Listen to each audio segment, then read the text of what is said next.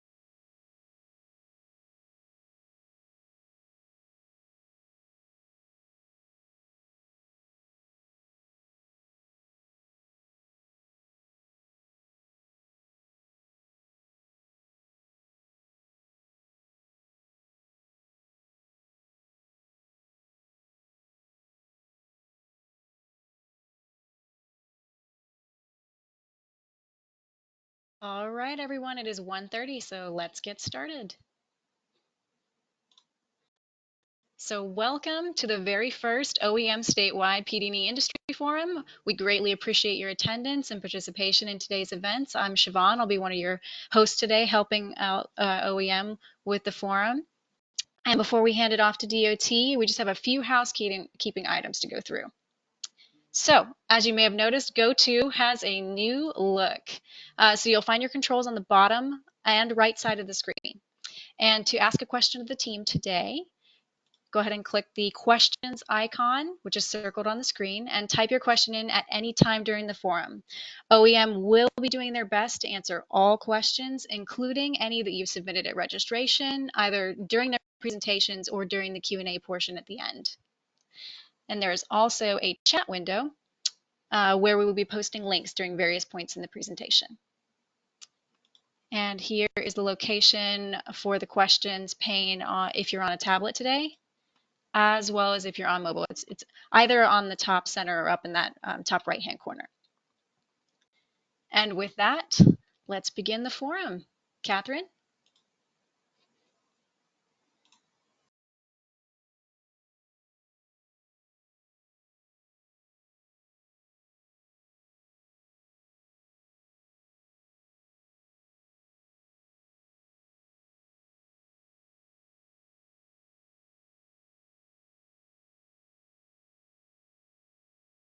Catherine, Catherine, you're muted.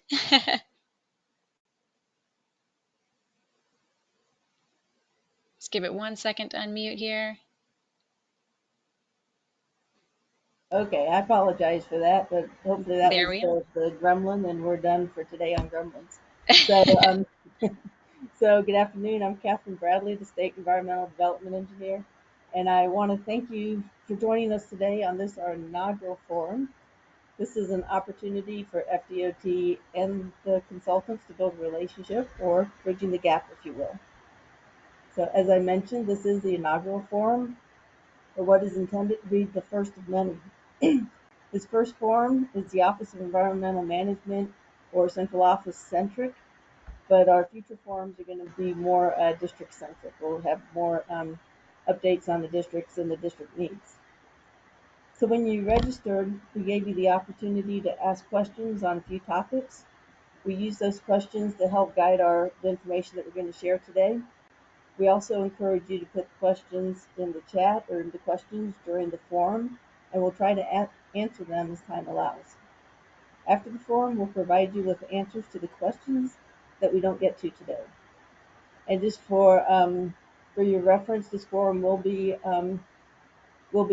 recorded and put on the OEM website. If you know anybody who missed it, or if you need to go back and learn anything that you missed today. So I think now we're going to have our first poll question. We'd like to know a bit about the attendees today. So take a few seconds to answer it. First one is, what size firm are you part of? I'm going to be very quick today. Looks like most people are parts of very large firms. Let's look and see if we're going to make it up to 70% are in firms of over 200. So with that, in interest of time, we're just going to jump on to our next poll. We'll end this poll.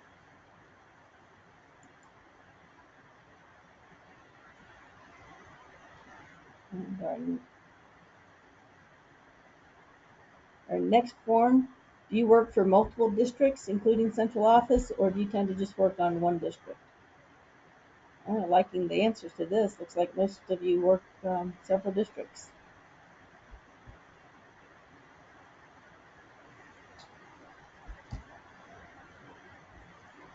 With that, I'll go ahead and end the poll. It looks like about 85% of you do work in multiple districts. So one of our hopes for today is to kind of introduce you to the other districts. If you are one of those consultants that tends to just work in one district, this will give you some ideas of what might be available in the other districts.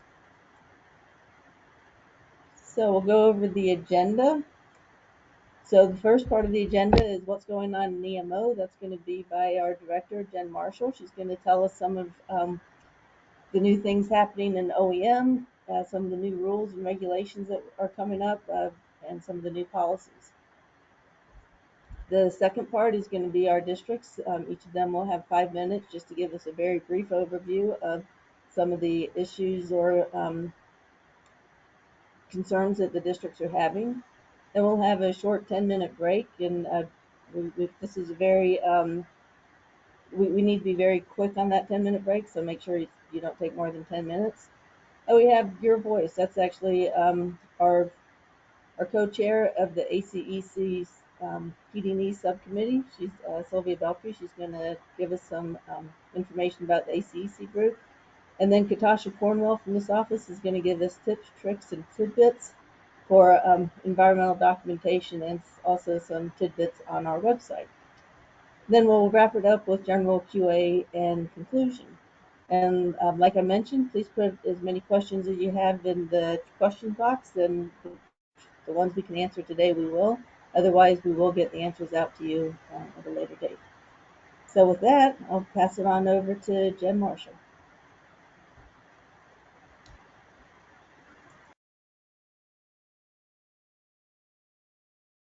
Thank you, Catherine. Good afternoon, everyone. It's so great to have this opportunity to chat with all of you. As Catherine mentioned earlier, it's very important to us that we really start connecting with our consultant industry. We know we haven't had as much opportunity to do that since the pandemic, but we recognize that we have a huge work program coming out, and we also know that given the current state of staffing in both with you all and both with us, we're using a lot of staff augmentation at FDOT, and we want to make sure that we're providing you with information for you to support the districts and DOT in the best way possible. So I'm going to give you an overview of things that have been going on. We will be providing this information to you after this industry forum. So if you don't get everything at once, don't worry about it. You don't have to screenshot everything. Sometimes I do talk like the wind, but as Catherine said, please do make sure that you put your questions in the chat box and we'll get to as many as we can. All right, let's go on to the first slide, please. So I have been the director for the Office of Environmental Management now for almost 2 years, or a little over 2 years actually. And we have done a little bit of reorganization and we have some new staff in our office. First, I'd like to point out that the new State Transportation Resilience Officer resides now in the Office of Environmental Management, and his name is Tony Fry. Tony joins us from Washington, D.C., and we're very excited to have him on board and as a part of our group. We've also created a new section within OEM called the Business and Office Management section. Right now, Terry Cook is our new Senior Environmental Program Analyst, and this section manages all of the contracts, internal and external, that we have, take care of all of our office concerns, and just really make sure, because we have really so much going on agreement wise and such, that we keep all of that together. So we're really excited about having the opportunity to have that office, that section created within our office. We have a new name, and I should have updated this. Instead of the quality assurance and performance section, we now have the process and performance management section, the PPMs. And our new state environmental quality and performance administrator is Jonathan Bennett. Jonathan joins us from District 1, and we're filling some vacancies within his group. We have two of our favorites, Tu Clark and Katasha Cornwell, who lead our environmental review and analysis sections. And of course, as you just heard from her, Catherine Bradley, our state environmental development engineer, who runs our engineering review and analysis section.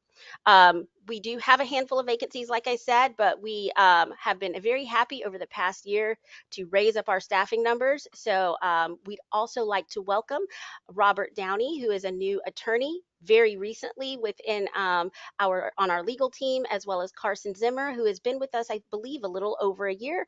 And then, of course, the person that continues to hold us down, Kathleen Tulin. So again, you'll have this in your packet when you receive it. Can we go to the next slide, please? So I want to start with updating you all on the NEPA assignment renewal, which happened last May. It was an intensive renewal process. I have to tell you, I started on it my very first day that I was on the job. And with what started as a very simple renewal process ended up being more intensive. And so I want to give you some highlights from that renewal. You're very welcome to request a copy of the MOU if you'd like to read it in its entirety for yourselves.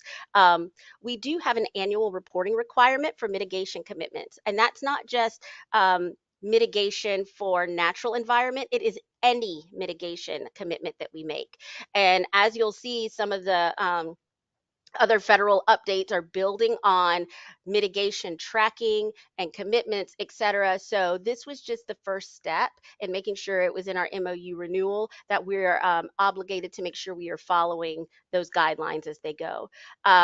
Ensuring meaningful public engagement, including with environmental justice communities. So I'm going to talk a little bit later about environmental justice, but meaningful public engagement. One of the things that I want to say is here in Florida, we are doing an excellent job on public engagement when you compare us, especially nationwide. And although public engagement does not specifically reside as a responsibility of OEM, we do communicate very closely with the Office of Policy Planning to make sure that we are lockstep with what we're saying in our expectations for meaningful public engagement. The next one deals with Title VI complaints. So this was one that we had quite a few discussions with AASHTO and with the federal government. Should a Title VI complaint be made and accepted for investigation by FHWA, FHWA can take that project and reassume it from us. Now, that's something new. Of course, in the previous MOU, it states that Federal Highway can reassume a project for any reason, but they did choose to make a specific assertion that Title VI complaints could be a trigger.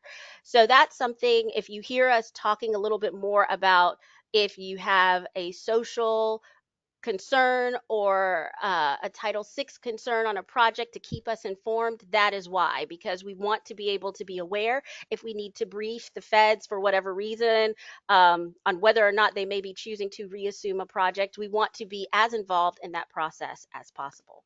Jennifer, And this is Jennifer Dorning. I want to stop you real quick. We got a question of what is a Title VI complaint? I thought maybe this would be something you could touch on real fast. I could touch on that very fast.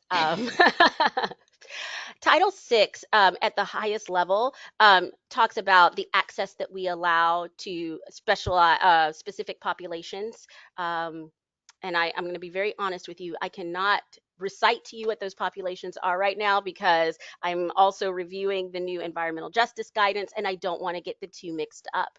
But I will say that we have to make sure that we provide access to our projects based on Title VI to various communities. And if we don't do that, or someone feels that we don't, they can make a complaint to Federal Highway saying that we denied them the opportunity to engage with our process.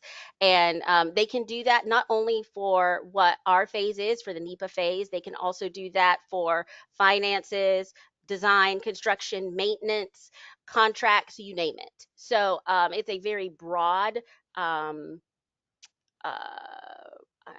I'm going to say rule, but if I've misstated that, the lawyers will correct me at some point. So I will say that it's very broad in what it does, but specific to us for NEPA, if someone complains that we may be excluded a minority community, Federal Highway can choose to reassume one of our projects.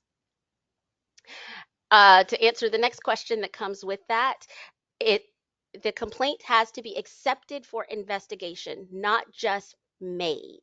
So someone can make any Title VI complaint, but if it is not accepted for investigation, then no, they won't reassume it. And even if it is accepted for investigation, that's not guaranteeing that Federal Highway will take that project back from us. So hopefully I got those two questions. I'm going to keep going real quick if that's okay with y'all. But if anyone is interested in hearing more about this specific area, please do let us know in the questions, because that's what we mean about having follow-up discussions where we can maybe have these more focused discussions on topics that you're interested in. The last item that I'm going to point out that was a pretty big change, it's turned out, for our program, and one that has been very beneficial is, I'm sure as you're well aware with IIJA, that federal grants can directly go to local agencies and don't have to come through FDOT. Unless there's a request for a LAP agreement. So for any grants that go directly to local agencies, the Office of Environmental Management will not be approving those NEPA documents. One of the reasons that we discussed doing that was to limit liability to our program. We all know that very often we don't know when an agency, especially if there's no LAP agreement, when an agency is getting funds, and if they're not funneled through FDOT, we don't have a mechanism to communicate with them. The Federal Highway Administration staff do. So we have worked very well with Federal Highway with regard to that. Now, if there is a LAP agreement present, then the funds come through FDOT. We have a nexus to engage, and so we do it. We can approve the document in that instance. There is one small exception to this rule, and if we can go to the next slide, I will say that we have agreed with Federal Highway that any agency who has not yet applied for the grant and is just looking to be federally eligible, OEM will still sign those documents. And we're working with Federal Highway in a way to limit some of our liability with that. We have partnered with the Office of Policy Planning, the districts, as well as Federal Highway, and provided in-person training on grant considerations to local agencies. We did that in person all from the beginning of last year. And we've developed an excellent relationship with our Federal Highway partners on how to transition projects should they have a federal grant or that local agency becomes a direct recipient. So we've already had a couple of those projects happen. Specifically, I can think of two in District 7 that just went really well. And so I think we have a pretty good process set up to continue on. When we're talking with local agencies about how they want to handle grants, we want to ask if the grant is the primary source of funding for them, because that helps us talk about, if it is, how do you plan to get there? When do you plan to get there? When are you planning on putting out your grant application? Because the minute they go in the grant application, we kind of cut those strings. We also want to make sure that we can connect with Federal Highway as soon as possible. And then we want them, if they do want to enter into a LAP agreement with FDOT, because they want FDOT to stay involved, that we allow enough time for all of that coordination, paperwork, approvals with boards, et cetera, to get finished so that we can meet the timeframes for the grant. We do have presentations from these meetings that we had with the locals available. So if you have any questions, please feel free to reach out and we'll make sure that we get that information to you. Next slide, please. I know I'm going like the wind. You just may have to take that 10-minute break is just going to be recovering from me talking. Now, since April of this year, we have had more updates to NEPA related items than we've really had in like the past 20 years. So really most of my career dealing with NEPA. And so I just want to highlight very high level what they were. In April 2023, we got Executive Order 14096 that expanded the definition of environmental justice. So environmental justice is no longer just dealing with low income and minorities, that it has a broad breadth of who could be included in environmental justice analysis, and that we've been asked to look at direct, indirect, and cumulative effects analysis on those communities. We are going to be receiving, per the executive order, interim implementation guidance from CEQ by October of this year, with the final implementation guidance of October of next year. So that's just the time frame that we're looking at for that. In May 2023, the Supreme Court gave out the Sackett versus the EPA decision, which modified the definition of waters of the U.S. And just in August, actually, we got some additional information on that rule from EPA. So that's something else that we are monitoring. In June of 2023, with the Fiscal Responsibility Act of 2023, there was a whole section in there regarding some updates to NEPA. Some highlights from that include class of action thresholds, timeframes, and page limits, many of which we've already heard. And then finally, just recently here in July 2023, the CEQ Phase 2 rule, where as I mentioned before, mitigation with commitments is taking a bigger view, right? So we're looking at enforceable mitigation, what the monitoring and compliance is that goes with that. Again, enhanced climate change and environmental justice analysis. And we are submitting comments on this through AASHTO, and those comments will be submitted to the Federal Register by the end of September. So this is a lot of stuff that I've just thrown at y'all. Just wanting to remind you that the slides and a recording will be available after this, so you don't have to rush and get screenshots. But just to go over with you all, this is a lot of change in a short amount of time. So what does it mean for us? Next slide, please. There are a lot of program considerations, but before I even go into those program considerations, I want to start by saying there are no immediate policy, program, or process changes going on for us at this time. And I'm going to tell you the reason is that we have a $14 billion work program. We are advancing projects at the speed of light, and we also have a very environmentally sensitive state, from a natural, cultural, to social environment, right? We don't want to be disruptive to our processes, and we want to be very thoughtful in what those changes are that we're doing. So we have been engaging with Federal Highway and CEQ in Washington, D.C. I do have some contacts up there. We've been coordinating with ASHTO, and we don't have to make any changes right now. So we are going to take our time, and as the changes, uh, as we need to make changes, we want to make sure that we are thoughtful in those changes, try to keep them as close to our processes as we currently have so that everyone can expect what's to come next.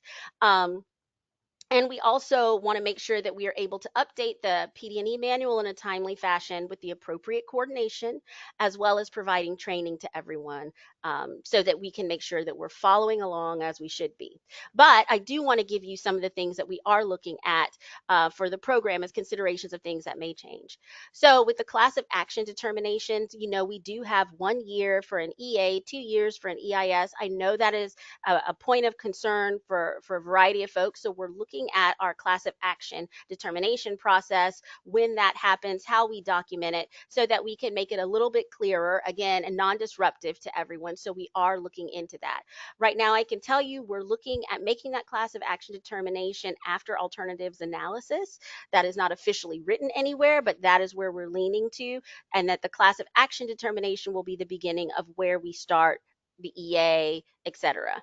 We are also looking at using EAs as decision documents for EISs, so we won't go directly into an EIS. We will start with the EA and move on. Again, more information on that will come as we get more detailed in that process analysis. We are looking at strategic scheduling discussions with our district staff.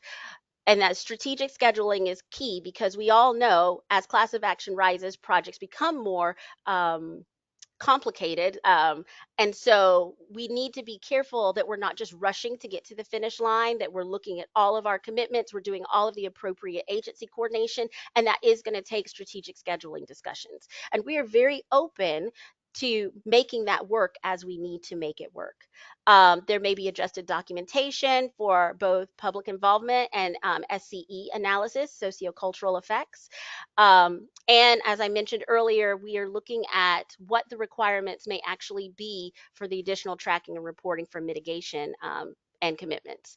There may be the potential for additional oversight on local PD&E studies, depending on public engagement requirements, because we know the locals do things a little differently, and how grants work into that. So again, we're trying to be very thoughtful, make sure we're working with the LAP office as well as our grant coordinators on the planning side to make sure that we are all on the same page and doing the same monitoring.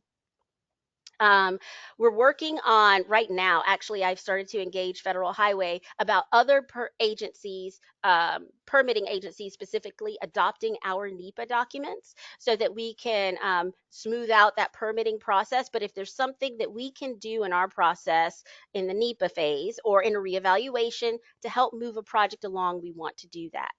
And then again, looking at mitigation requirements. So this is all on our radar, but we don't want to throw a jolt to the system if we don't have to. So we want to be clear what the expectations are from CEQ and FHWA. Look at the risk to our program, assess it appropriately, and then get that information out to you all in a timely manner. Okay, next slide, please. So folks, I'm going to be real honest. I know I've been a whirlwind so far, but I'm going to kind of speed through a ton of the initiatives that we've been going through. If there's anything that you see in this list, and even after you receive the slide deck at the end of this presentation, please feel free to let us know, and we'll make sure that we have a more focused discussion planned at a later date for some of this. So from the Engineering Project Development Office, we are looking at updating for noise, especially the cost per square foot, updating with special land use guidance, providing some perimeter wall clarification, allowing that to be more of a mitigative item if someone chooses for it to be. Something that I'm calling a project development decision matrix, but really what it is looking at how we overlap PD&E and design, and really taking a deep dive into it to see how we make better decisions on how we overlap projects and why, so that we can make sure that we're using our information in the most efficient way possible. And that's going to be in concert with the construction offices and offices of design, because we do have phase design build coming through, as you all well know, as well as other alternative delivery contracts for construction that we need to be prepared for and see what flexibility we can find in NEPA. And of course, there have been some slip study updates that we will provide to you all as soon as we can.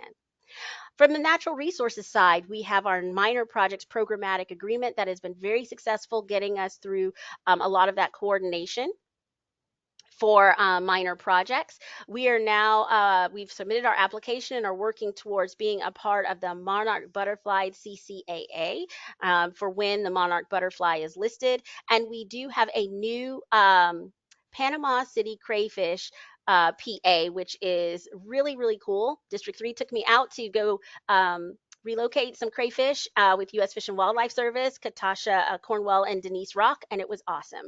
So we're very happy to have this relationship with U.S. Fish and Wildlife Service, where we're able to develop these PAs. And I will tell you, in the past, we may have had some disconnect with U.S. Fish and Wildlife Service, but I can definitely say within the past year, all the way up through their ranks, we have been seeing a great, vast improvement in our relationship with them.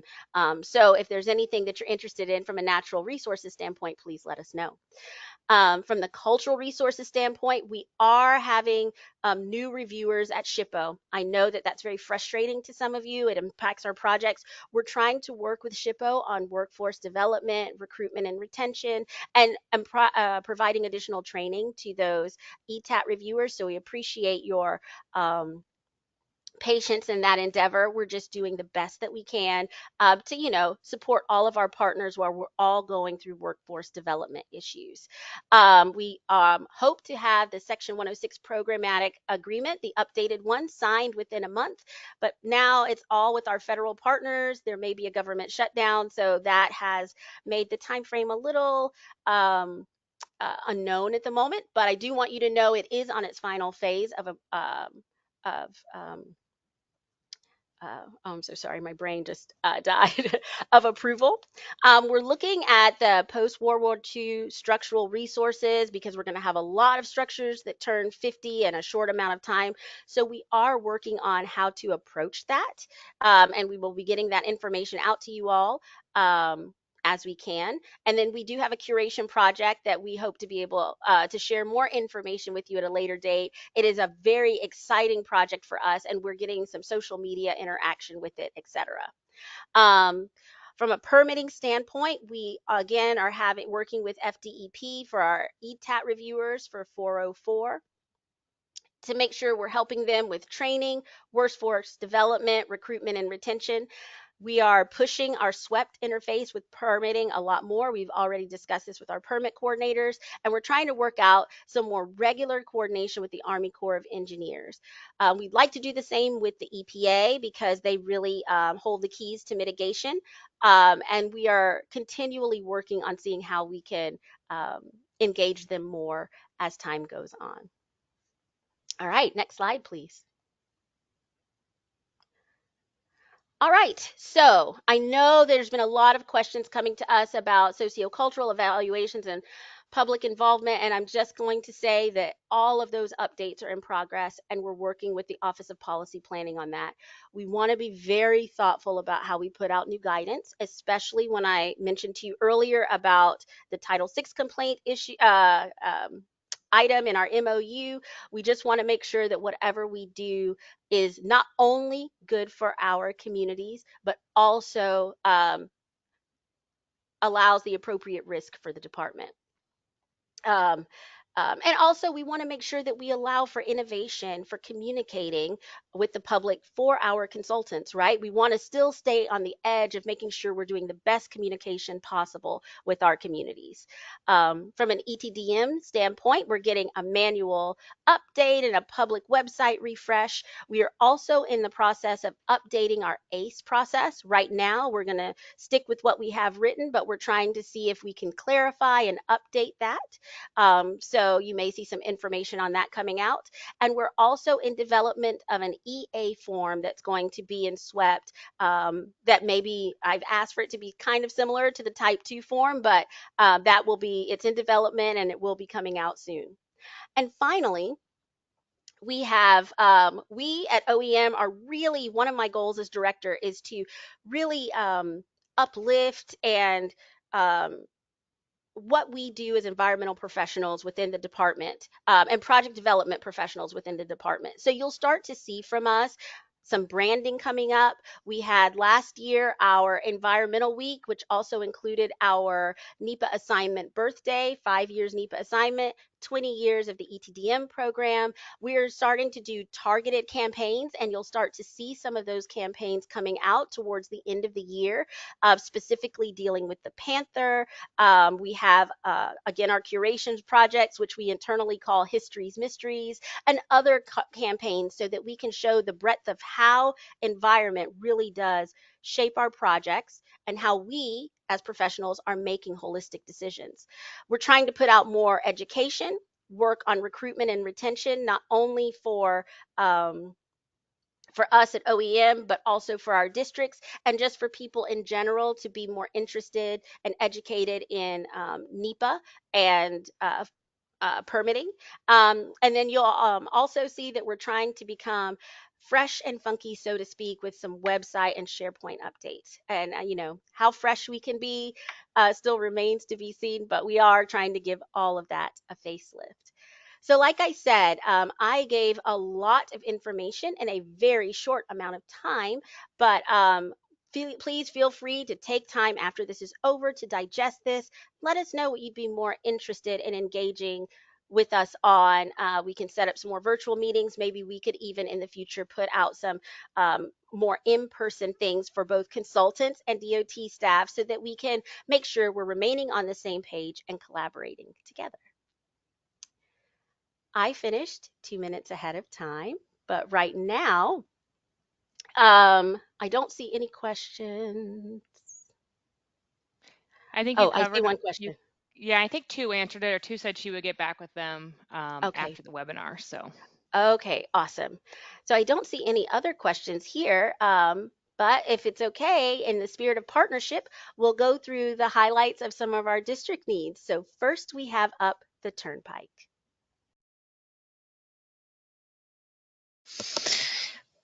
Thank you, Jennifer, and good afternoon, everybody. I am Anne Marie Hammond, and I'm the newly appointed Environmental Administrator for the Environmental Management Office here at the Turnpike. Also with me today is Rax Jung. He's our Project Development Engineer. And I'll do a quick run through of some of our top needs here at the Turnpike. One of the things that we need are more consultant firms with relevant PD&E and limited access facility experience with innovative ideas and well thought out recommendations. We really want to welcome a bigger pool of consultants that with this kind of experience and the ability to effectively execute the job. We'd like to see more different firms pursuing PD&E projects with us, and is not necessarily limited to a geographical area. So for example, if a project is in the central part of Florida and you're a Tampa firm, for example, you certainly put your hat in the ring. But it's definitely want to let you guys know that please, consider us if you have interest in our projects. We have an important need for consultants who can evaluate multiple alternatives and provide innovative recommendations based on solid data and information for the Turnpike's consideration. And we especially need consultants who can confidently demonstrate knowledge of the project scope and the ability to perform the PD&E studies. In other words, you need to do your homework on projects. Along with that, we like to see the firms do some more succession planning and training of a new generation of PD&E professionals, especially with PD&E project managers. I know many of you are doing that now, and we try to do that here at the Turnpike. And then finally, we would like to have fresh support on the constantly evolving world of local, state, and federal permitting rule and regulation changes. As Jennifer Marshall spoke earlier, there are many new changes in federal rules, such as the WOTUS rules that you saw earlier. Also, we hope that firms have a clear understanding of water management district policies. For example, some water management districts have a new position on conservation easement impacts. In fact, they don't allow that. And relationships are really important. Firms that need to have a strong working relationships with all these agencies, all federal, state, and local, and really understand what their reviewers require in their permit submittal. And that wraps up my report. I'm here to take questions. Also, Rex is available as well. Thank you. Anne Marie, I'm not seeing any questions for the Turnpike, but if we do come up with any, we'll make sure to engage you again. Thank you so much. Thank you. The Turnpike is one of our most efficient districts, and Anne Marie did finish in about 3 minutes. Next up, we have our number 1 district. And do we have the representative from District 1 ready for us? Hi, good afternoon, everybody. This is Abra Horn. Can you hear me okay, everyone? Yes, Abra, we can hear you. Okay. Unfortunately, I had a snafu with the camera, but I got all dressed up and fancy for nothing. So I just wanted to talk to you a little bit about our needs in District 1. I am Abra Horn, the environmental administrator. And Jennifer, you will be happy to know that we are just about fully staffed up again. So we're pretty excited about that. So the first thing I'd like to mention in terms of our needs in District 1 is we'd like consulting firms to propose innovative strategies to meet or beat the challenging production schedules within the items that Jennifer outlined earlier in this meeting. The second thing that we're hoping to get is really important for our perspective, and I think for OEMs as well. We'd like to see consultants producing quality documents and displays that meet the regulatory requirements and FDOT preferences while telling the story of how transportation improvements will achieve community success. And finally, we'd like to have consultants help us provide expertise for environmental agency coordination and development of acceptable and innovative solutions for protected species, surveys, and mitigation options. And that's all I have, unless anyone has questions.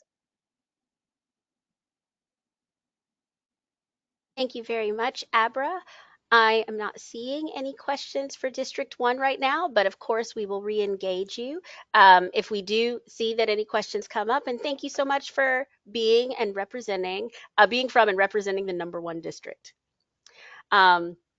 Going now to District 2, I see that we have Terry Newman available. And Terry, you're not the number 2 district, you're an awesome district. So here we go for y'all. Well, thank you. Can you hear me okay? Yes, we can hear you. Okay. Yeah, a couple of items that we recognize that, everybody is tremendously busy and we have all these projects coming through. But one thing that we would like maybe a little more assistance on is the planning consistency and the awareness of the time frames when we need those projects update to funding or project limits. These are multi-year projects, and often the next phase is funded and the funding changes due to, the changes in economics throughout the state. And those things have got to be worked through, both the STIP and the TIP with the MPOs and TPOs. And when we just need that assistance in making those changes for the plans. Another item is a need for experienced environmental staff, and the same thing for DOT. We're looking to try to find a balance in terms of we do have a lot of engineering folks, and we wouldn't be where we're at without those, but more environmental staff and getting that experience through mentoring. I know that central office has put together this annual training program for the PD&E manual, and if you have a need, perhaps that you could get into that as well. I believe the next one starts in January. But we find, some of the environmental staff are not familiar with our territory or not familiar with our species. And if, some of the data shows that, you need to include this in your area, and we know that that is not a species that is in our area. So we just need to have that additional experience and at least some mentoring and discussions and information right up front. Third item is quality assurance.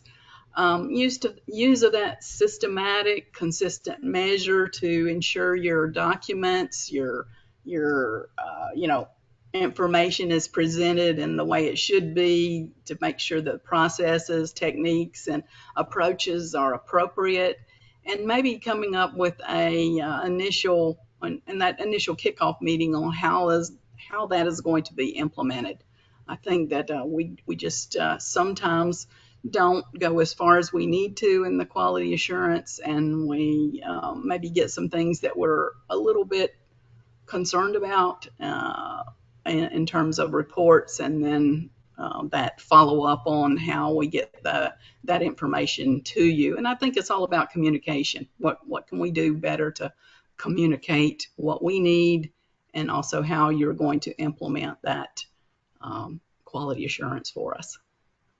And that's all I have for District 2. I can take some questions if there are any. Thank you, Terry. Thank you. I am not seeing any questions for District 2. We'll circle back around with you, but thank you so much for sharing your list with us. Appreciate it. And now moving on to District 3, our sweet sister to the west in the other time zone, and also where we central office reside. We now have Sherry to talk about their needs. So good afternoon, everyone. Hope you've had a great Monday so far from Panama City, Florida. Starting with our 3 district needs, starting with noise. We're in need of good consultants with good experience in noise modeling, which includes, good traffic and sufficient design information, including roadway information about roadway footprint, noise reflector locations, roadway and receptor elevations, and also anticipated right-of-way acquisitions information. Our recommendations for our consultants are to be familiar with FDOT's PD&E manual, the noise handbook, FDOT noise training, and also early coordination with your district noise specialist. Also, it's very helpful to have feedback from the community regarding traffic noise receptor concerns. Our second concern for our district is Section 4F knowledge and experience. We need experienced cultural resources staff to identify properties and features protected by Section 4F, which mostly includes public parks, publicly owned recreational areas, wildlife or waterfowl refuge, and also National Register of eligible historic places located within the vicinity of our projects. So we need consultants with experience with Section 4F for the tool in SWEPT. We need them to be familiar with the PD&E manual and also Section 4F requirements and Section F4 resources, and also consultants with FDOT and District 3 experience. We need consultants to also have specifically experience with tribal consultation and also preparing the letters. So we recommend FDOT Section 4F training for the consultants, early coordination, and also early coordination with your district cultural resources specialists, and also any feedback that you can get from the community and stakeholders regarding cultural resources concerns. And our last and not least bulleted item is our QA/QC of documents. This seems to be, I guess, district-wide. So we really would like to see good QA/QC implementation. And many guidelines and procedures have been implemented both by our district and OEM to have these issues, to improve actually this process. Now, D3 requires QA/QC documents to be submitted for all technical reports submittals on ERC. And also OEM has created guidelines and checklists for QA/QC for a lot of documents, for some documents that including such as the type 2 CEs, PERs, and reevaluations. Our recommendation to our consultants is to visit the PD&E manual for helpful supporting resources, guidelines, and checklists, and also share them with their staff, counterparts, and sub-consultants who may also need to be aware of these resources. And I guess with that, that kind of brings my presentation to an end, and I'm ready for any questions you may have. Thank you so much, Sherry. It's great to see you. I am not seeing any questions right now for District 3, but thank you so much for sharing all of that information with us today. Thank you so much. We're now going to move to the complete other side of the state, where we're going to go now to District 4, and we have Chandra Davis, who is going to share with us some of the needs and requests from District 4. Thank you, Jennifer. Good afternoon, everyone. Real quick, I know there's a lot of words on this slide, but I promise you it'll be done within 5 minutes. So during the consultant selection presentations, we would like to see more of a focus on the DOT compass. And for those who, some of the items you've forgotten, it's safety, communities, resiliency, workforce development, robust supply chain, and technology. And being able to link these projects, the project improvements, to addressing and seeing the benefit of your project when it comes to these items. In doing so, also demonstrating a balance of engineering, environment, and public engagement expertise to clearly convey that message in the consultant selection presentations and not just stating the terms. To the next bullet, we appreciate when avoidance and minimization efforts regarding environmental resources are demonstrated by the PD&E consultants. Again, not just the use of the terms, but showing a proactive approach when developing alternatives. Bottom line, no shortcuts. Also, understanding that noise is a highly specialized area of expertise, we would like to see more diversity in firms providing individuals with this knowledge and expertise and the ability to perform, similar to what District 3 was just speaking of. And lastly, I'm not going to go through exactly word for word for slide 3, which is some of the major projects that are coming up, but we encourage you to continue checking the professional services master schedule for upcoming advertisements, whether they're projects or contracts, but also to take advantage of marketing meetings.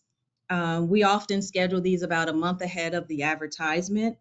And the benefits of these meetings are to meet the DOTPM, its TRC members.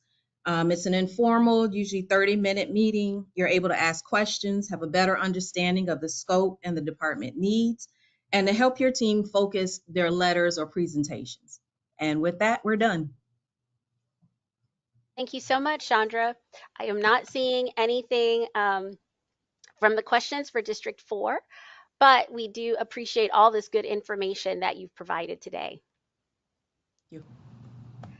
All right, now we're going back to the middle of the state to District 5, where we have Casey Lyon, the new environmental manager for that district, here to share with us about them. And just making sure you can hear me since I had technical difficulties and had to call in. We can hear you. Awesome, wonderful. So my name is Casey Lyon. I'm with District 5. I'm the environmental manager, and I'll go through some of the things that we've noticed for our district. And Jennifer Marshall touched on this earlier, but we just want to make the community aware that the State Historic Preservation Officer's requirements for content and format of cultural resource assessment survey reporting related to documentation of ineligible resources. All architectural resources need to have a write-up with an explanation of evaluation and effects within the body of the report. And I know that's a lot to say, for this short presentation, but please reach out if you have any questions to your district cultural resource coordinator. They can provide assistance as needed so that we can make sure all our cultural resource management firms are aware of this recent guidance. And so communicating our project to the public and building trust is critical for our district. We are looking for an increased output from our consultants when it comes to public involvement, including 3D graphics and any new methods that may convey project details more effectively.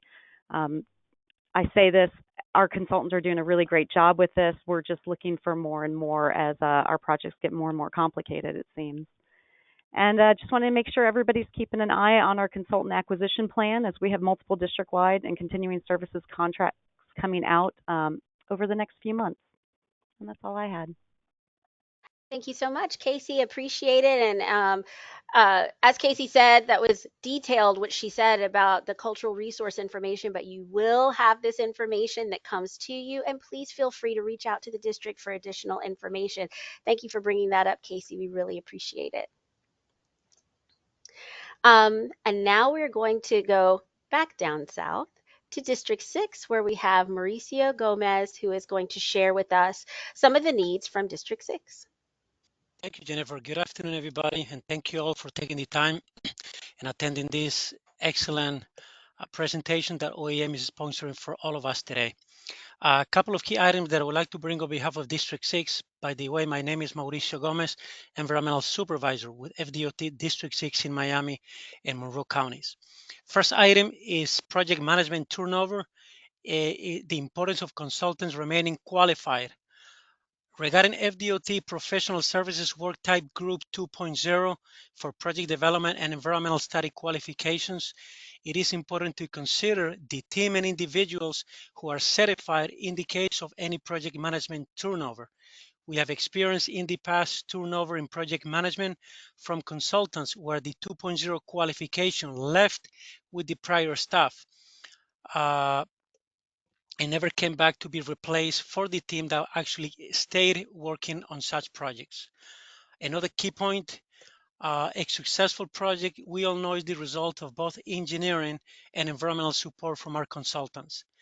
PD&E studies and final design projects will further benefit from a joint effort, such as engineering consultants having an understanding of the environmental requirements, alike environmental consultants having a general understanding of the engineering processes. As we all might know, a PD&E study includes all aspects of engineering, environmental, and public involvement, such it is outlined in the 2.0 certification for PD&E projects. Another key item is that project managers should be familiar with all environmental requirements, such as the various regulations and procedures under the National Environmental Policy Act, NEPA, related to cultural resources, historical resources, contamination issues, noise-related activities, right-of-way, environmental sensitive areas, etc. Last but not least, in District 6, we're actually looking for more technical support related to the development of major and minor project schedules. As setting up these schedules, it really helps us create accurate and successful schedules, allowing the districts to reach production in an efficient and well-organized manner.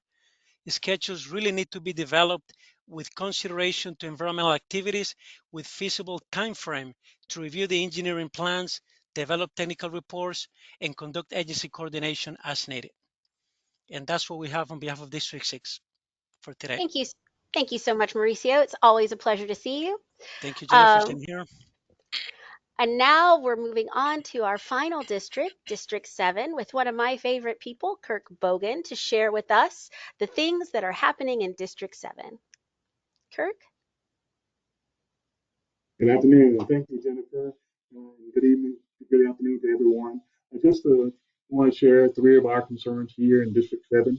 The first is that we're looking for firms with journalists who may have specialists. We have people with specialties, but we want to make sure that those persons are not working in a silo, that they have knowledge and can assist in other areas and grooming them to know the entire process and how their specialty might impact other areas within the process. I think that's very important. And also, the second one, which has been founded on by District 5 and Jennifer, we just need help from our prime consultants and our cultural resources sub-consultants to help us to ensure that we are fully compliant with SHPO office requirements, as we know that they have been making comments about making sure that we follow the checklist that's provided by DHR. And so I think it's important that our sub-consultants and our cultural resource consultants would please pay attention to those requirements. And last, as we move towards more concise, compact documents, as mandated by the CEQ with our EAs and EISs, we also want to look at our type 2s and make sure that we are, the industry helps us to produce consistently structured documents. We do not pay by the pound. Amen. But we want to make sure that the documents in a concise way addresses the issues that we might be able to communicate that with the public. One of the things that we might suggest is that looking at hiring a professional editor to make sure there's consistency within our documents. It seems sometimes the documents are prepared in silos with persons with different experiences, but professional editor could come in and make sure that we have a very consistent and structured document. And that's all we have here at District 7. Are there any questions? Hi, Kirk. I am not seeing any questions specific to District 7, but thank you so much for all the good information that you provided as well. And I want to say to all of our districts, thank you for putting your thoughts together for this time for us to communicate to the consultants. I did ask them to keep it pretty high level, so because we will have another time where we can get a little more specific to district needs after after your CAP presentations. We want to make sure that we don't get into any procurement issues.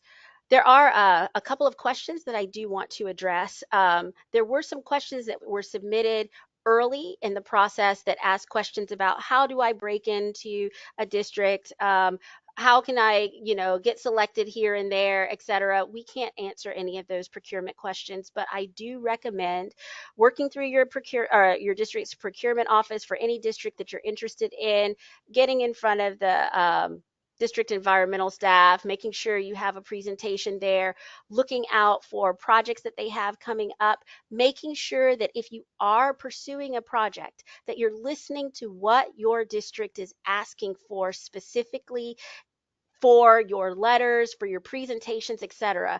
Every district has different needs. It's not just that they're different, they have different needs. And so we have to adapt accordingly to wherever we are in the state. So I strongly encourage you to increase your communication in that way, or maybe not increase, but improve communication in that way. We wanted to make sure that in this particular forum that we looked at getting the full gambit of firms, from small firms to larger firms. So we have a representation here so that you could all hear this message. And please look at the contact mailer and make sure you're getting these environmental updates. So when we have information, you're right on the front line of getting that information. Before I wrap up so that we can go to the break, we did have a question that asked about how will the new FDOT Resilience Action Plan affect the PD&E process, which is a great question because, as I mentioned, the State Resilience Transportation Officer resides in our group. And what we're going to do is really just integrate all that decision making into our project development process. We already have layers and tools in SWEPT for looking at projects in advance. We have a list of projects that the planning office and our resilience officer are developing so that we can look more holistically statewide at how we're implementing resilience. So we do have some tools and information upcoming. There will be manual updates with documentation requirements as we know specifically what those are. We're not going to rush, like I said, and try to just get things updated just for the sake of getting them updated. We want to make sure that we're coordinating with all the appropriate folks. So you will see those things coming. Hopefully in this session, you've seen some trends across the state for things that our districts are needing and that are interested in, and that you have a better perspective when moving forward and addressing their needs with your marketing activities, as well as you are supporting the districts in general. So Siobhan, I shall now turn it over to you for our break. Yes. So since it is exactly 2:30, thank you to all of our presenters so far for keeping us incredibly on time. Thank you for that. It's 2:30 now, so we will reconvene at 2:40. Thank you, everyone.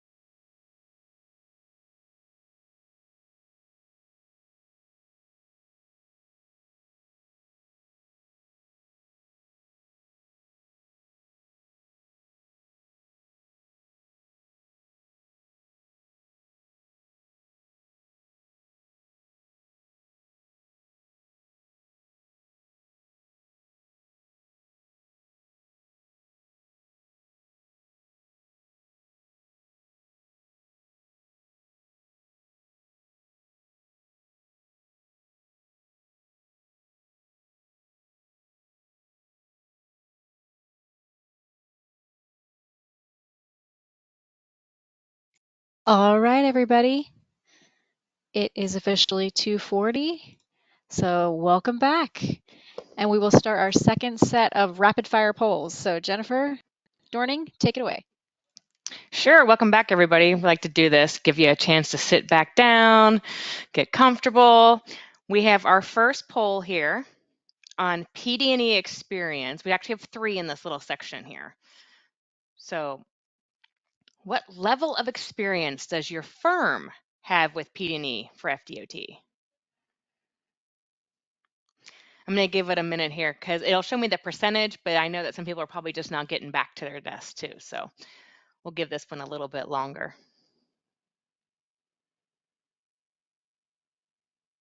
Still getting some numbers trickling in. All right, I think we can probably go ahead and close that one out. Looks like we're at most are at advanced. So that's very good. That should help. We all get to learn from each other then. All right, now the next poll.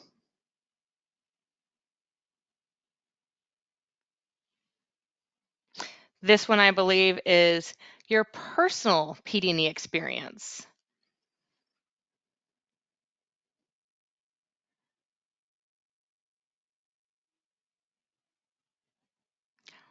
We're pretty even across the board here. Looks like we've actually got some people who are new at PD&E, so that's always good. That succession plan.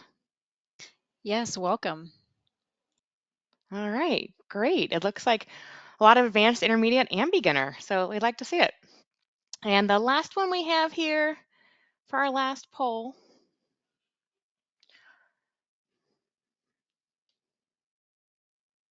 How often do you refer to the PD&E manual? I know some of us like to read it for pleasure.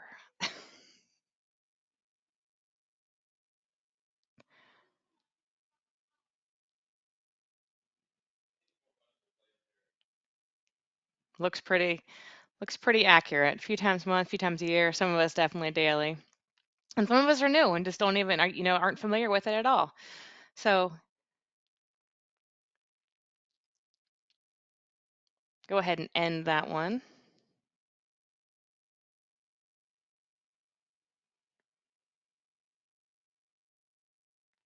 So there we go. A little bit across the board, but definitely have some new people getting involved in PD&E, so that's always good to hear.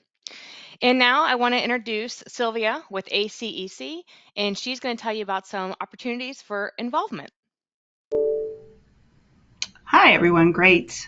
So on behalf of ACEC, I would like to thank the OEM team for the opportunity to share a little bit about what our committee does.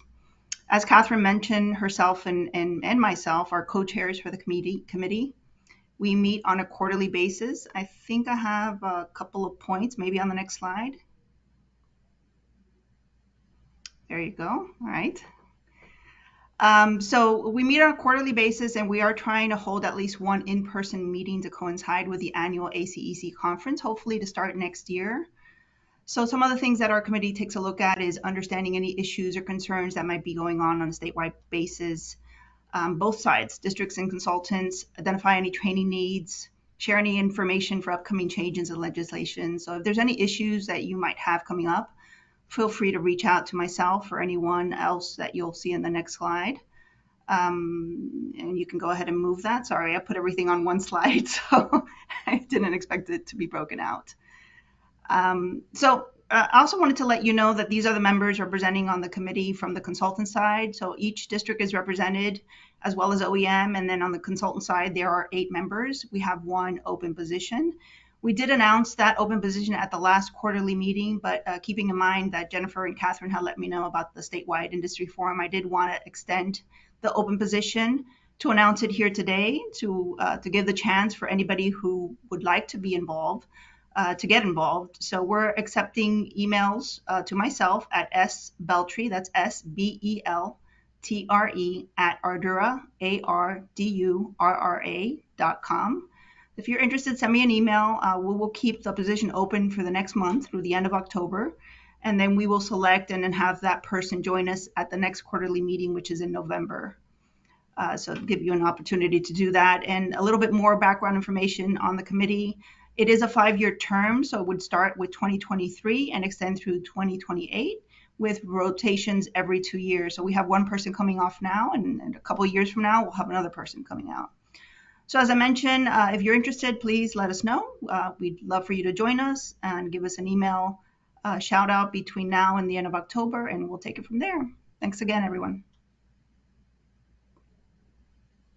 Thank you so much for that info, Sylvia. And now we will move to our deep dive session of this forum featuring Katasha Cornwell, talking about environmental documentation. And yes, talking about environmental documentation. So take it away, Katasha. Thanks, Siobhan. We can go ahead and go to the next slide. All right. The tips, tricks, and tidbits that we'll cover today fall under resources and tools, and then timelines. So we have a lot of resources available, but it can sometimes be hard to navigate our website. So we want to make sure that you know where to find what you need. And many of these resources will touch on the needs that you heard the districts talk about earlier. Everyone obviously is production oriented as well. So we want to make sure timelines are clear and that everyone is aware of potential stumbling blocks along the way. Next slide, please. To start, we'll look at our training landing page. And I know we had a question about this earlier, and you may be seeing some more links coming in through the chat. OEM and DOT in general offer a lot of on-demand training. And once you get to this page, you can scroll down to find the OEM training tracks. So if you can click twice for me.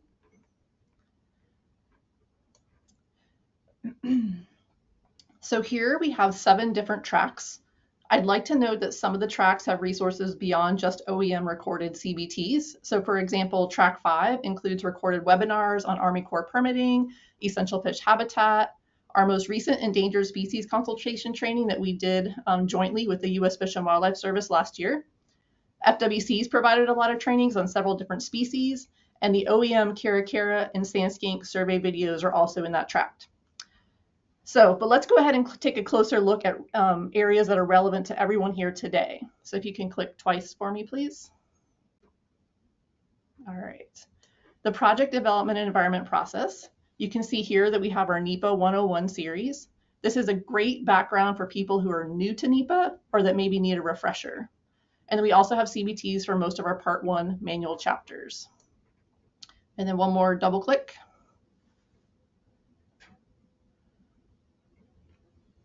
All right. Last, we have our CBTs for most of our Part 2 manual chapters as well. And you'll note that the dates on some of these might be a few years old. So while most of the basic information in these CBTs is still relevant and provides a really good foundation for learning, please be sure to refer back to the most recent version of the PD&E manual itself to confirm the latest analysis and documentation requirements or any other potential changes in law. Next slide. So speaking of the PD&E manual, again, through that poll, it looks like a lot of folks use this on a fairly regular basis, but maybe some folks don't use it all that often or maybe aren't aware of it. So this is the landing page for the PD&E manual. Again, you should be getting a link to this in the chat. We have easy access here to individual chapters on this page. You'll also notice that the manual chapters that have CBTs also have a link right to that webinar for you here. If you scroll down on this page, next slide, thanks, you'll be able to find the entire PD&E manual or parts 1 and part 2 that you can open individually. One thing that I find tricky to locate are the bulletins that we issue. Bulletins are used for situations where an update to a process or procedure is required, and it has to be implemented immediately or before the next manual publication, so those can also be found on this page. And then let's go ahead and look at some of these supporting resources. Next slide, please. So there's a lot of resources here, but we'll cover 4 of them. The 2 QA/QC checklists, which you've heard mentioned already today, the Type 2 approval process, and the SWEPT file guidance. Next slide. So the Type 2 categorical exclusion QA/QC checklist is now required to accompany all initial submittals to the PDC and engineering lead as of the July 2023 PD&E manual publication. On the first page is just the typical sort of project information. And you'll notice the highlighted sections near the bottom right that kind of explain OEM's roles when we use the checklist for our side. Next slide. So I'll reiterate that all Type 2s are required to go through a QA/QC process. This is not a new requirement. It's just the use of this particular form and the submittal to OEM that's the new requirement. You'll see that this form includes the district's review first, and then the OEM review. The district review may be done by DOT staff, or it may be completed by staff augmentation or consultant staff augmentation. Some districts may also choose to request that the PD&E consultant use this checklist as well, but that's not necessarily a substitute for the district's own QA/QC of the Type 2. So these first few pages of the checklist have items that are relevant throughout the entire document or that are formatting type things. But then there's a few things I'd like to highlight here. First, the document should be written from the DOT perspective, meaning that the document should clearly state what actions DOT is going to take, either during design or moving forward. So for example, the level 2 contamination screening.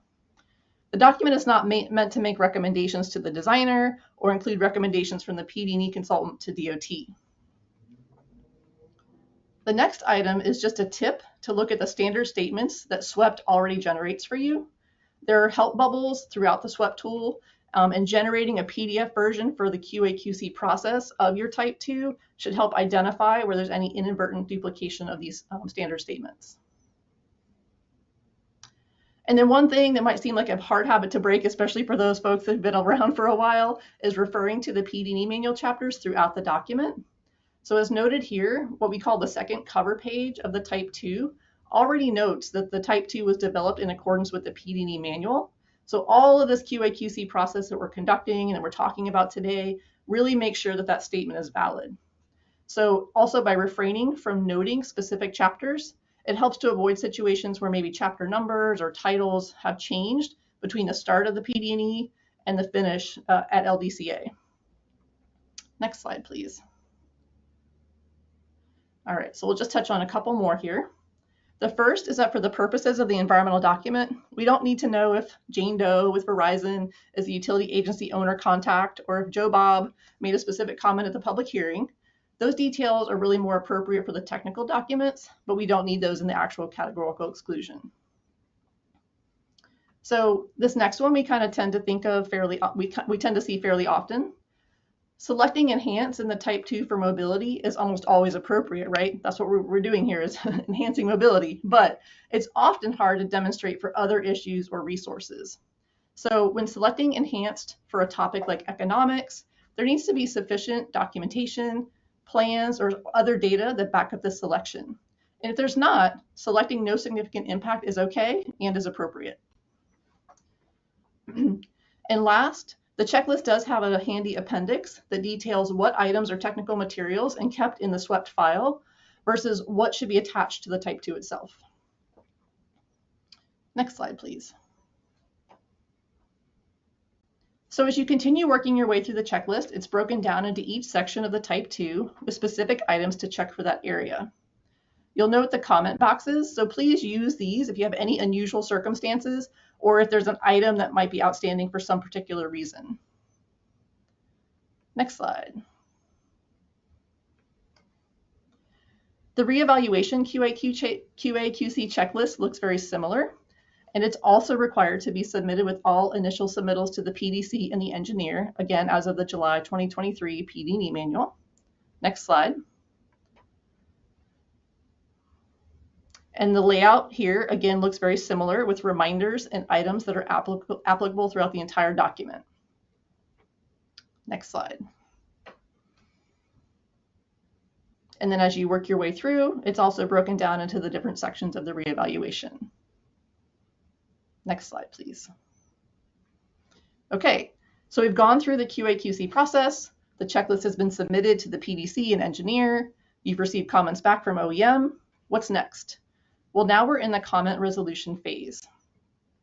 For Type 2 CEs, you'll see here that we require two things, unless otherwise noted, which means you had a really clean document and there's just very tiny minor edits.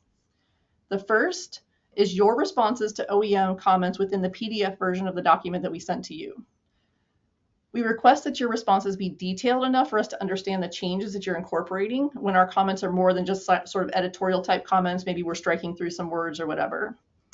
Providing us back meaningful responses makes the comment resolution process much more efficient. The second thing that we ask for is the clean version of the document. This allows us to see how the comments were addressed and to confirm that the updated version meets the intent of the requested revisions. Then you'll see that the slide notes that this process is for initial and final. So it doesn't really matter which process you're in. We want that those two things for both of those. The third thing we have here on this slide for type 2s is more of a request. If for any reason a change outside of the OEM comments is made to the document, maybe you noticed a mistake on your own, or some time has passed and maybe there's some more details available, maybe some more public involvement has happened, please highlight those changes so that we know to look at them. Otherwise, in order to keep things moving, we're pretty much focused on the sections of the document where the comments are being addressed, and we could overlook those new updates. Then moving on to the environmental assessments, we don't currently have a checklist that's required to be submitted to OEM along with that environmental document, but just wanted to let you guys know that when they come for initial review, we do prefer to receive the Word version of the environmental assessment. We've learned our lesson way too many times the hard way that the PDF and commenting on that with multiple people is just really, really painful. So we just want to let you guys know if that's something coming up on your radar, that the Word version is much easier for all of us to work back and forth in during that initial submittal, and then we can get the PDF during the final. Next slide, please. Okay, I'll just touch really briefly on this last tool, and then we'll move on to timeline tips and tricks. So if you haven't used SWEPT yet, or maybe it's been a little while, right, since you've had to populate the SWEPT file, we do have some guidance out there that might help you. This spreadsheet is two parts. This first tab really is just kind of an overview of the directions. And then the second tab, which I don't have a screenshot of, but it does kind of show you where to store different correspondence and information, technical materials, that sort of thing, and what the different references are to the PD&E manual chapters. Correspondence tends to be that tricky one that people aren't quite sure where to put it. So this should help you and help keep things organized in your files. Next slide, please. Okay, we're going to move on to timelines. And before that we dive into this slide specifically, I think it's important to understand the OEM review timelines for a couple of reasons. And I think you heard a couple of districts kind of touch on this to some degree. But when you're pursuing a project, knowing the timelines helps to make sure you're presenting an accurate schedule. The second is once you've won the project and you're trying to now bring it in for a landing, you want to keep from getting yourself too crunched at the end when you're trying to get LDCA. The OEM review timelines are sometimes boiled down to, oh, they have 30 days or, oh, they have 60 days. But the overall timeline really depends on the quality of the document coming in and the amount of time it takes for the district and the PD&E consultant to turn it back around to OEM. A lot of times that timeline isn't part of the schedule and it can create confusion at the end of the process. So while some district consultant teams have been able to turn responses around in just a day or less, that rarely happens, and no one wants to have to get stuck in the position of being that quick if they don't have to, right? You need to make sure you have the time for the QA/QC and the proper review. So hopefully chatting about this timeline will provide a little bit more insight into the process. All right, so let's focus on this slide now. This is kind of what some of us call the type 2 game board. These same steps are pretty much mirrored as you go through a review for reevaluations, as well as for environmental assessments and EISs. But those two higher level documents play the game twice, once for the public availability and once for the final decision. So the middle section represents the various roles playing the game. Then on the left, you can see the steps that the district take to get to the initial submittal. The bottom section shows the PDC and engineering lead steps that they take during the initial review. And I'd like for you to note that purple box at the bottom there with the 15 days for the district preparing the responses, which is oftentimes done in consultation and in coordination with the PD&E consultant. This is where you can run into trouble and kind of get bogged down. The 15 days is approximate. It's not tracked by OEM and it's not tracked by SWEPT. The district and the PD&E consultant have the next move here on this game board. We can't get to the next step until we hear back from you. So that next box, right, that we're trying to get to is that gray box at the bottom. And you'll see those circular arrows that denote the comment resolution process can take more than once if needed. This goes back to the quality of the responses to the comments and clearly showing the updates in the clean document. Last, along the right side, is the final submittal. You'll see that same circular arrow for the PDCs and the admins. And while we often don't see multiple rounds of comment resolution during this time, it can happen on occasion. But hopefully the final review addressing minor edits from the admins and the approval by the director all goes smoothly, given all of this QA/QC and the review process that has already taken place. Next slide, please. All right. We know PD&E schedules can be complex, but the level of complexity increases as we add the 106 adverse effects when you need that SHPO MOA, the individual Section 4Fs that you heard earlier from District 3. All those things make that tracking of the schedule much more complicated. So our cultural resource specialist created this spreadsheet for project managers to better track the process in these circumstances.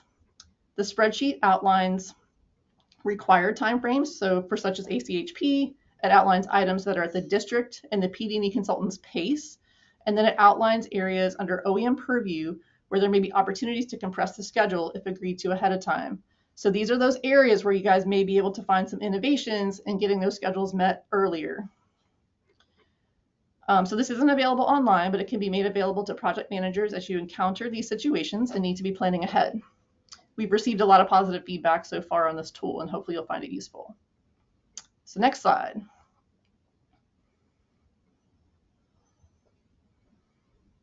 Okay, we're closing in on these final tips and tricks. First, it's important to recognize that planning consistency reviews need to be completed during the initial review for type 2s and reevaluations. When planning consistency is not achieved during this review, it will need to be confirmed before the final submittal is made through SWEPT to OEM. And besides waiting on planning consistency, there's times when the comment resolution process takes longer than a few weeks or even a couple months. And as I noted on that game board slide, the time to respond to initial comments is not tracked by OEM or SWEPT. So when this sort of process drags on and it starts to create gaps in the review, additional comment resolution iterations can occur. In projects where several months to even a year or more, which does happen on occasion, unfortunately, if that long of a time has passed, you should expect a fresh initial review. Next slide, please.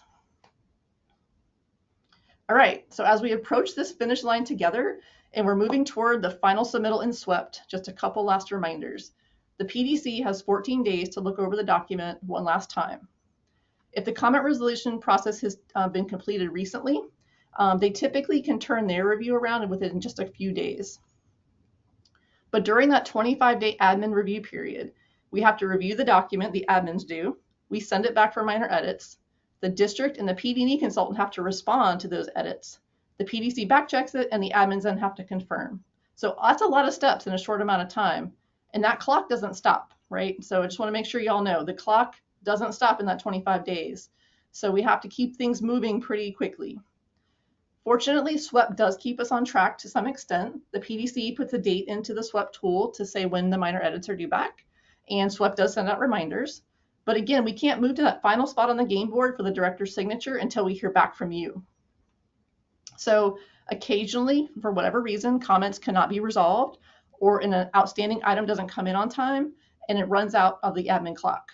So for these situations, the PDC will reach out to the district to request withdrawal of that incomplete document. And once that document is ready for resubmittal, the clock restarts from the beginning.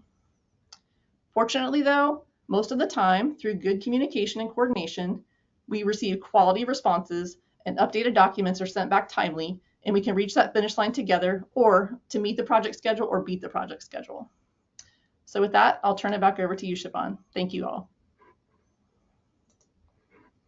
Thank you so much for all of that great information, Katasha. So we are now going to move to the question and answer portion of today's forum. So let's start with a few highlights from questions submitted at registration, and then we will look at any remaining questions from the chat today. So Jennifer Marshall, what is our first topic from the registration questions you received that y'all would like to cover? I'm going to be honest with you, Siobhan. I was just going through all of these questions, and we have pretty much answered all of the questions throughout the presentation that folks submitted in advance.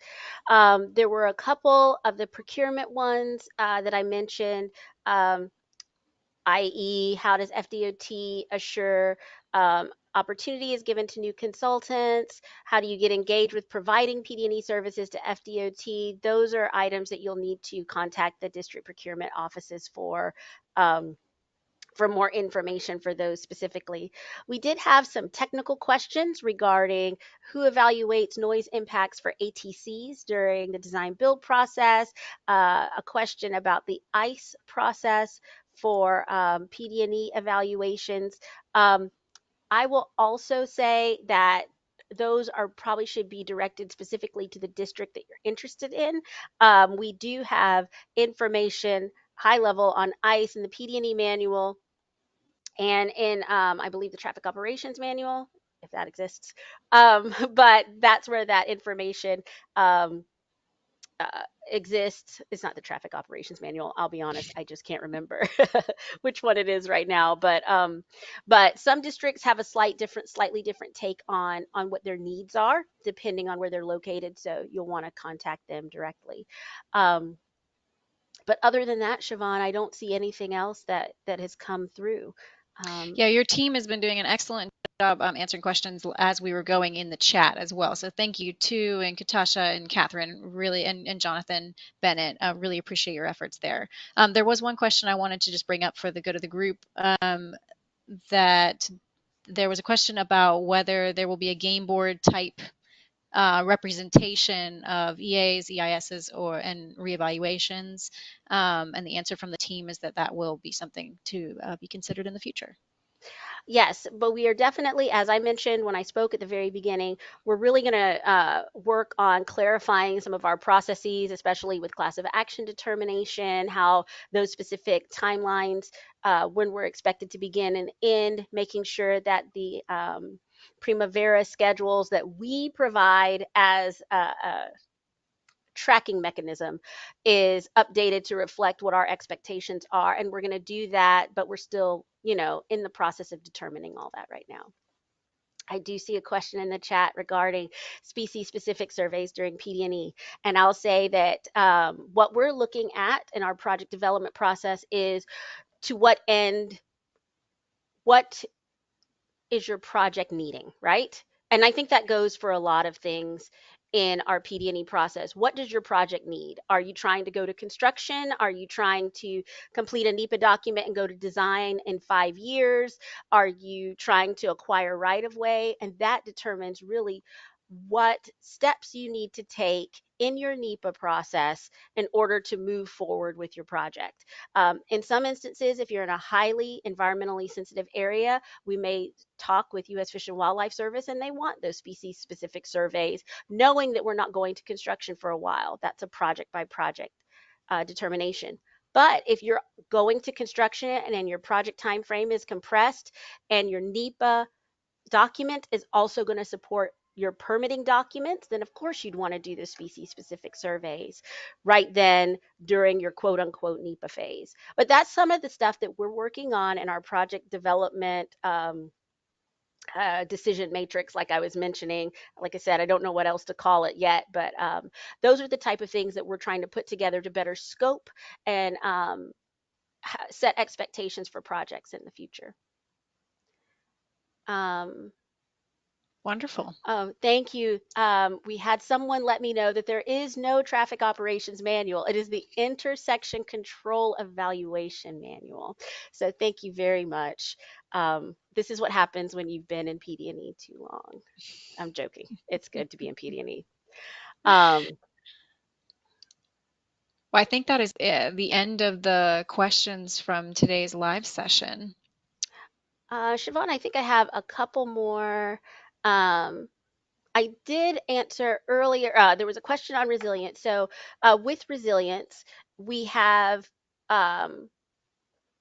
there is going to be an update for the SLIP study once we get more information from FDEP that's going to be updated in the PD&E manual. We don't have that information yet.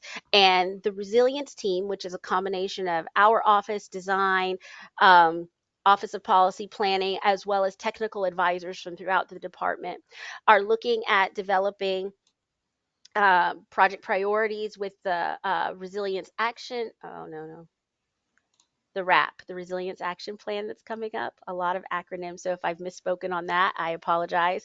We have a new PSEE module that's coming out to help track resilience recommendations, and we do have another, we have tools within the environmental screening tool, ETDM, specific to resilience. It's going to help with planning for resilience and projects. We don't have anything formalized yet, so we're working with those folks to get that formalized and get that documentation expectations out to you all. But right now we do have all of these items in development.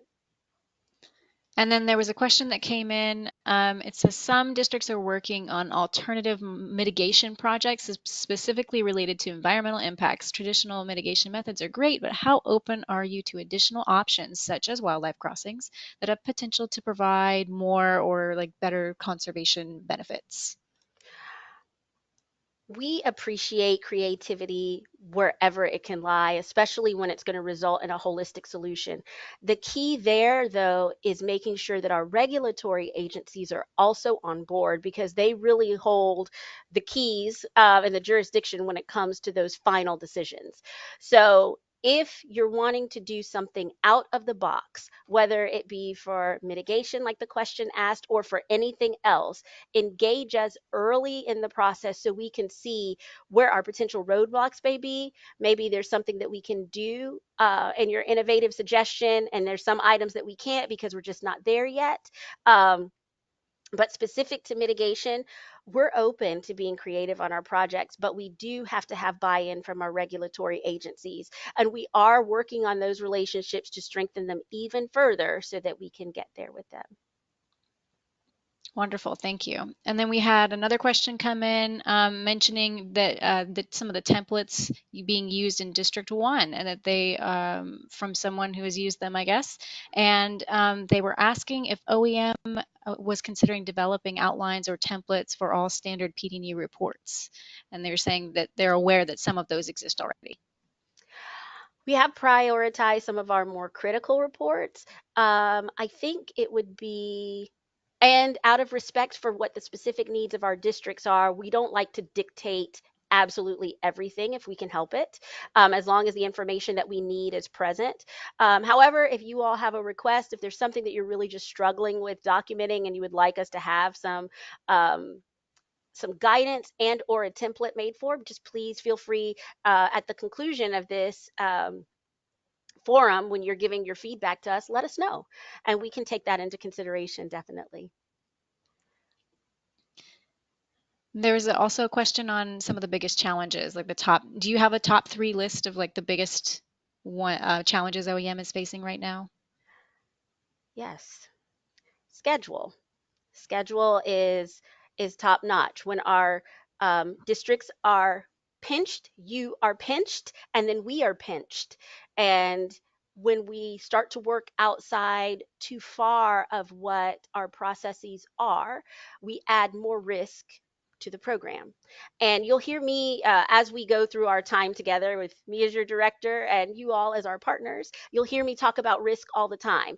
And I do that. If it's a low risk, we may be more inclined to do something. If it's a higher risk, we're going to take a second look at that. But when we're working outside of our process too far, if we're pinching schedules too much, then that adds risk to our program. So scheduling is key, making sure that within that schedule we can accomplish what we need to accomplish, and we meet the deadlines that we say we're going to meet.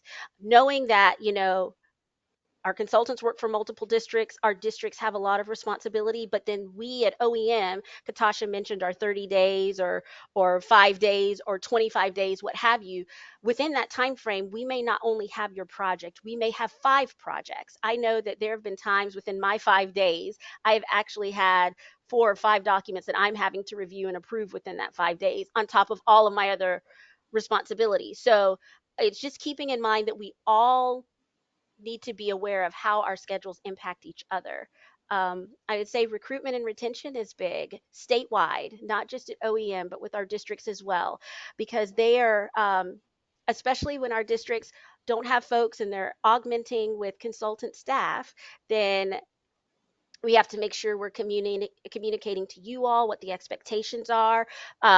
We also want to make sure that we're keeping competition as broad as it can be. So recruitment and retention, trying to get in and retain that information is a big deal. And we're looking at statewide succession planning. We have some amazing veterans that you have heard from today in this presentation that aren't going to be with us forever. We need to get their knowledge, their information, their advice, their everything, and that we need to make sure that we keep that information within our realm so that we can continue to be successful going forward. And I think the third, it's not so much, well, it is a challenge. It is elevating what we do within the department and within the industry in general. Environmental is key, right? It's where we actually touch the public and we touch our communities. And it's also where we authorize your federal funding. It's also where we make sure that all the documentation is put together for your projects. It is a very key area, but sometimes we can be looked at, some of you may have heard me say this before, as the killer of projects. We don't want to be the killer of projects. We want to be partners. We want to make all of the documentation and everything that goes with that analysis, etc., enhancing and beneficial to our projects in addition to meeting the rules. We want to make sure that statewide folks and NGOs and the public know how hard all of our environmental professionals work, what goes into our cultural resource information, what we're doing to help enhance the natural environment, how we're communicating with our communities. We do amazing work that we never talk about. And that's what we need to get out there. And that's a big push for our outreach and marketing efforts that we're trying to do from OEM. It's not just for our office, it's to elevate our whole profession as a whole.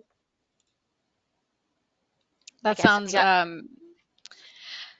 yeah, I was gonna say that sounds less like a challenge than a quest, Jennifer. I think Imran said he will never ask me a question again. That's a shout out to Imran. Thank you. He's awesome. Thank you, Imran. That is, I think, do you have any other questions that you had, either from registration or ones personally sent to you that you would like to answer at this time? I think I'm out. We just got one more. Okay. We just received one more. Is there a limit to how many local PD&E projects a local government is allowed to push through FDOT during a calendar year, et cetera? Did you see my quotes? Push through. Gotcha. All local coordination goes through our districts. And so that needs to be a conversation between the district and the local agency on what the workload they can handle, and how to get the documentation to the place that it needs to be. So that's more district specific type question on a project by project basis. Anything else? All right. Well, I want to take a moment and I want to thank our development team that supports us here at OEM for all the amazing work they do maintaining the environmental screening tool as well as SWEPT. I want to thank GeoPlan for all the amazing work they do being partners with us to make ETDM possible. And I want to thank our team here at OEM for being not only an excellent team, but being great partners with everyone else. I want to thank our districts for all the hard work that they put out, especially when many of you have such a small crew of folks doing the work. Our districts are just really full of great energy, great knowledge, and we appreciate all the work that they do. And finally, to you all, the consultants who have attended today and who work with us on a day-to-day basis, we appreciate you so much for being our partners, and we can't accomplish any of this work without you. And so we want to share that appreciation and hope that we can strengthen the relationships as we continue to go on. We have such a strong program here in the state of Florida. You can see it nationwide. We are asked to present all over the place. Our projects are really featured well. We could do a lot more of that, hint, hint, but we have such a strong program. I want to make sure that I recognize our partners with our partnership with Federal Highway and with our other regulatory agencies. We're continuing to help those grow. And, please join with us, ACEC. To elevate and educate others about what we do so that we can help continue to grow, modernize, and make our program more efficient. A few of the takeaways that we want for you is there are resources out there for you to do documentation so you can have a better idea of what's expected for you when you submit to the districts. If there's something else that you need, let us know. There's a lot of change that's been going on at the federal level, but we are going to take a strategic and thoughtful implementation approach and make sure that the PD&E manual is updated appropriately, as well as offering you training on that information. And I think that's it. I want to also thank the Adkins crew that took their time to put this together, especially Siobhan Gale and Jennifer Dorning. They have been wonderful. And to conclude our forum, I do have one last poll question. Can we do the poll question? Yes. We absolutely can. Would you attend another industry forum if offered regularly? I did not scare you away with that download of information. Yes, I win today. So please make sure that you are engaged with Contact Mailer. We're going to put that information in the chat so that you can receive regular updates from us. And thank you for being a part of this inaugural PD&E Industry Forum. In the next few days, look out for a follow-up email. We'll have a few questions about upcoming events and topics you'd like to see covered. And if you had a question that was not answered, we'll follow up with you privately. Or, we can make sure to get some kind of a fact sheet out if we see that a lot of people have the same question. The follow-up questions can be directed to Siobhan Gale at her email, at Atkins, I'm sorry, her email has been placed into the chat. And if you would like a copy of today's presentation or any of the other items from the forum, you can find it on the meeting and events page at the OEM website at fdot.gov. So thank you all so much again for your attendance, and we appreciate you so much. Have a wonderful week.